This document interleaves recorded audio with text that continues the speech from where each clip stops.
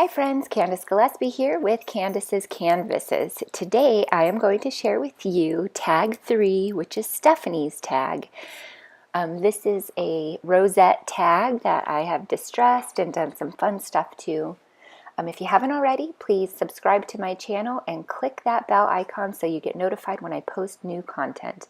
And one last thing before we dive in, be sure to visit my interactive Facebook page called called Crafters Anonymous by Candace's Canvases to get and give inspiration. And you can post pictures on there and share your projects. My social media links, as well as mailing address and some tools that I used in this tutorial will be in the description bar below. Let's get started. This is a paper pack from Carta, and I got this at the Stamp and Scrap Expo that I was recently at, and so I'm just going to very quickly flip through these so you get an idea of the patterns that I'm... Hey, Sammy, say hi. Hi. Okay, Sammy, say bye. Bye. Go eat. Sorry, friends. Sammy's eating lunch. Baby Jacob is asleep right next to me, so at any minute now he could wake up screaming. So, okay, I just picked some patterns that were Christmassy, but also not too distinct, kind of more solid filling patterns, you know, on the edge of solid filling. Anyway, and then I'm cutting them in 2.5-inch strips to make a little over 5-inch rosettes. So I cut 4 per page because one rosette will take 2 strips. Then I'm bringing my scoring tool here and I'm scoring down every 1/2 inch. And I'm doing that to every single piece that I just cut. And I'll fast forward a little bit or cut through and finishing up the last one here.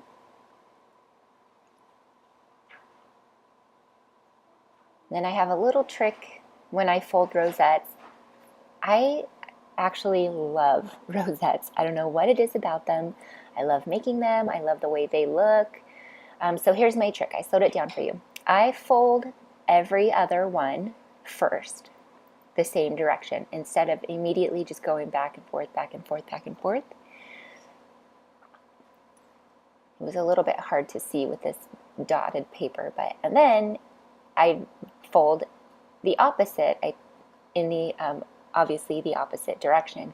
And once it's folded, the first initial folds are done, this goes by really fast. So that's done.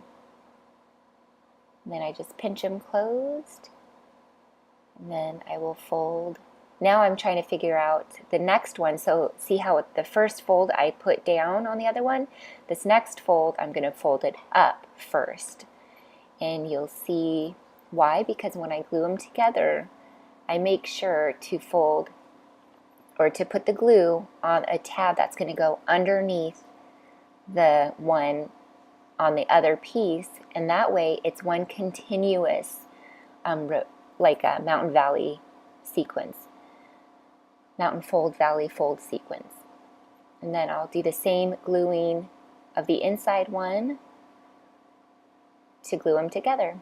Now, what I wanted to do, I decided was I wanted to distress this with some vintage photo distress ink. And what I learned after this is, before I fold that, I'm going to distress it. So all the other ones, I distressed it before I folded it. So easy peasy, just rubbing that ink along. Then I'm taking my 2.5-inch punch and just punching some circles and giving those a quick little rub with the ink and my mini ink blending tool. And then I'm going to break out my stamp set. This is an old Stamp and Nub set, and it has cute little sentiments on it, like no peeking until Christmas, and it has like 3 different to and from stamps on it, and a couple other cute little things. And these happen to be my favorites. I like the font on them. Sammy, sit down, okay? So I attach this. You can use hot glue. Hot glue will be the quickest way. My desk right now is still a disaster, so I don't have any space to plug in my hot glue gun. So I just put this awesome PVA glue on the back of that tag. I stick some ribbon into one of the folds and some glue on there, and then I just plop that on right in the center. And I squish it all together, make sure it's nice and tight, and all I have to do is hold it here for a minute or so. It's not a problem to me because here I'm just planning my next step. So once that's kind of sitting there, I'm going to put an acrylic block on it so that it holds it. And then I'm going to rub some distress ink onto the ridges there, onto the mountain peaks of those folds. And then while I make some crepe paper flowers, I'm going to weight that rosette down with this acrylic block. So this is just regular old white crepe paper, and all I do is I kind of pinch and tuck the bottom part and I work it into a circle, I guess you could say. And you can make this as full or as not as full, I don't know, as you would like.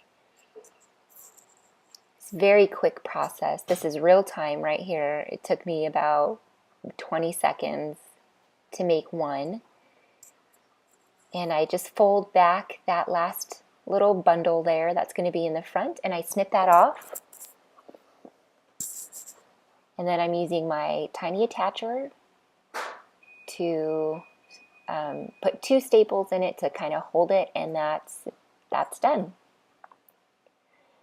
I really love the texture that these crepe paper rosettes give to the paper rosettes.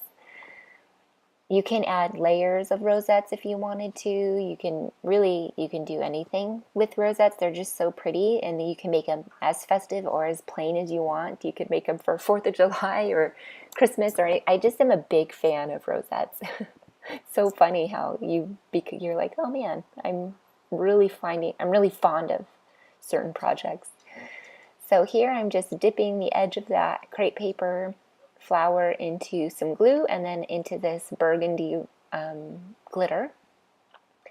When I bought that glitter, it looked brown to me, but because they had this special buy a bunch, get a couple for free, I'm like, I guess I'll use brown glitter. But when I was looking at it, it wasn't quite brown, and I read that it's actually like a burgundy, and it works perfectly with these kind of vintage distressed looking rosette tags. So here I'm just putting some double-sided adhesive onto the back of this just so that it sticks immediately while the glue dries. I trust wet glue more than I trust the dry glue because I've found over time that sometimes the dry glue can just kind of get crispy and then pieces fall off of it. So for some reason, I gravitate toward wet glue most of the time in my projects. So here I am utilizing the sticker sheet that came with this paper pack.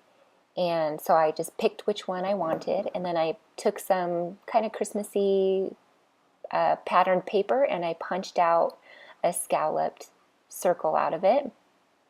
That was slightly smaller than my rosette. Put that in the middle, and then I'm picking this Santa sticker, 'Tis the Season. And what I didn't do in the picture here is I didn't distress the edges. I ended up doing that later to all of them. So I had to take it off because it wasn't centered. And then I'm going to get some stickles, some red stickles, and I'm going to cover his hat and the little berries, the little holly berries, and then put that side to dry. And then I waited overnight while they were all dry, and before I packaged them. And coming up is a clip that I filmed the next morning, and I'll let you take a listen to that.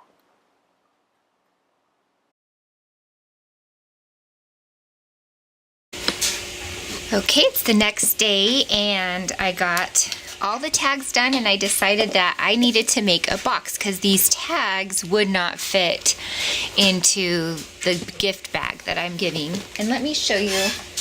I got this gift bag idea from May Made It, and it's just her little, I can't remember, elegant purse or something like that. But inside of it I made a little like rosette wand, you know, they could put it in a plant or somewhere, and they each have different, I made 7 of them. There's 10 in my sweet little Bible study group, but I ended up making 7 because that's just the number I had. And then I made a group of note cards. These aren't cards, they're just note cards where you flip them over and write a note and send them. And then they each had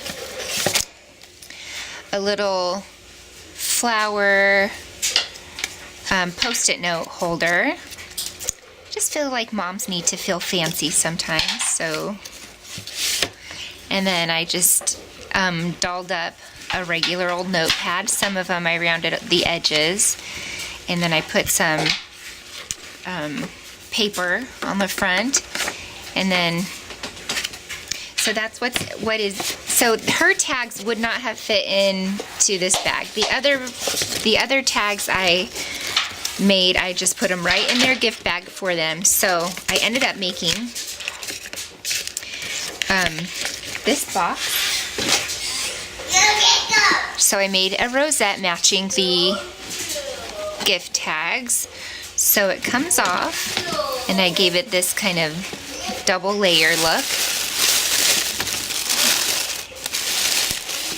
And here they are. I love how they turned out. They're nice and sturdy. On the back they say to and from, so she can write that on there. I used heat and stick glitter, heat and stick embossing powder, and then I put glitter on them, so this glitter is not flaking off or going anywhere. I used some stickles to accent, and then I used the Nuvo drops. So there's that one. And there's this one. You can see I put the stickles on her dress and her hat and her gloves. So I didn't think I was going to use this. To me it looked brown, but it's burgundy actually, and it's funny because it works really well with this kind of rustic design here. I put some green stickles on the leaves, put some Nuvo drops. This one has a caroler. This is crepe paper. You saw that, how I did that. Santa, I covered the berries in his hat with stickles. Did some Nuvo drops. And they all are the same in the back with this. So there are those tags.